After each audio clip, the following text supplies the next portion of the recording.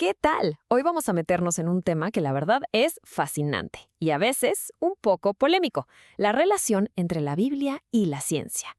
Y para no perdernos en el intento, vamos a usar como guía una síntesis buenísima del profesor Jesús Herrera.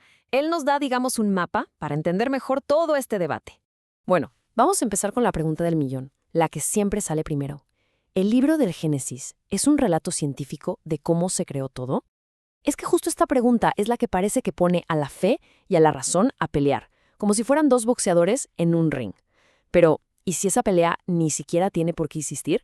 Y aquí viene lo interesante. Resulta que el problema empieza en la misma pregunta. Plantearlo así como una competencia ya es un error de base. O sea, todo este supuesto pleito entre el Génesis y, no sé, el Big Bang, en realidad nace de un malentendido de fondo sobre para qué sirve cada cosa. Es como si quisiéramos comparar peras con manzanas, ¿no? Son categorías totalmente distintas. Entonces, para entender esto bien, no hay que verlos como si fueran rivales. Más bien imaginemos que son dos caminos, dos rutas diferentes que al final buscan llegar a la verdad. Cada una tiene pues sus propias herramientas, su propio idioma y su propia meta. Y aquí, en esta comparación, está la clave de todo.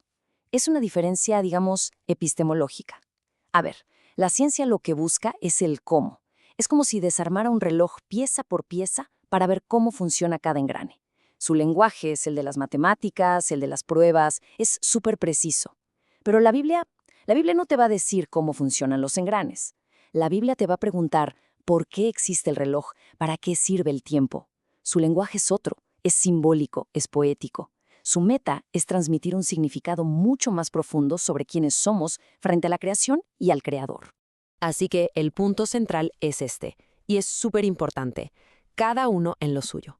Es de pura lógica, ¿no?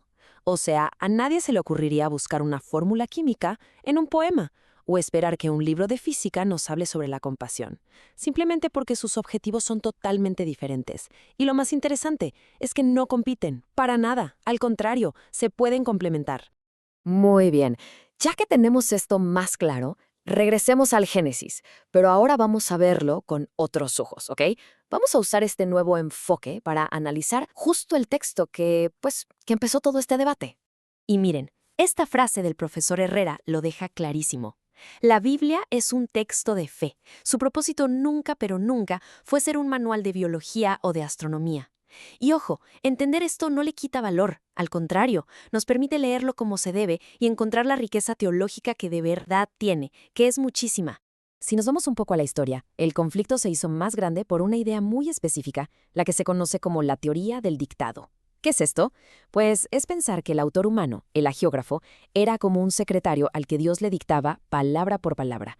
Pero esta idea, pues se le olvida algo súper importante, que ese autor era una persona. Claro que inspirado por Dios, pero una persona de su tiempo, con su cultura, con lo que sabía del mundo en ese momento y hasta con su propio estilo para escribir.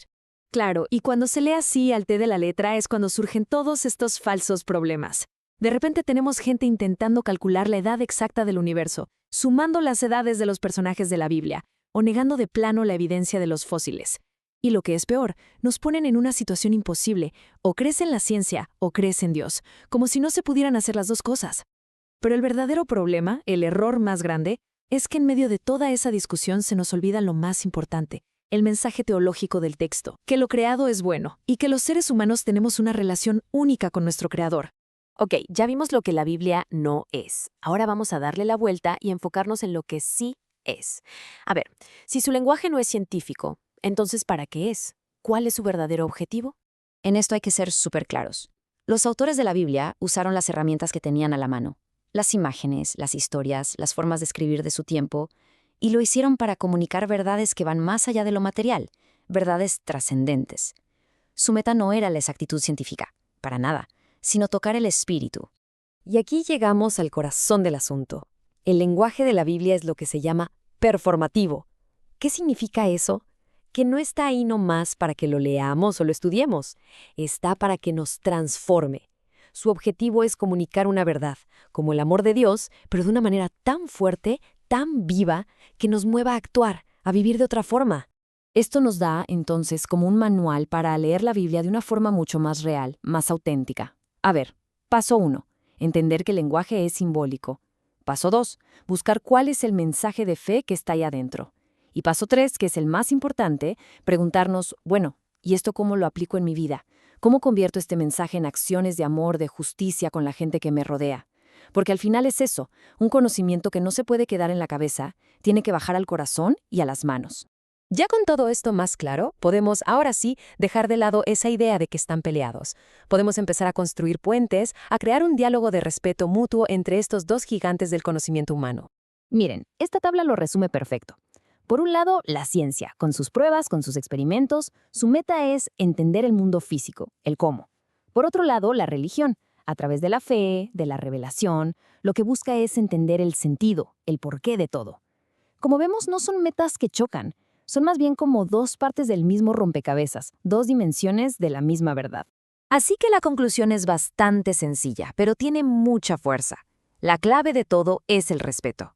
Respetar la autoridad de la ciencia para explicarnos el cómo funciona el universo, y al mismo tiempo valorar la sabiduría tan profunda que nos da la fe para iluminar el porqué de nuestra vida. Y bueno, para terminar, queda esta pregunta en el aire. Si partimos de que no tenemos que elegir, de que podemos sumar la razón y la fe para ver el panorama completo, entonces, ¿de qué manera puede cambiar eso nuestra propia búsqueda de conocimiento, de verdad y de sentido en la vida? Es algo para reflexionar, ¿no creen?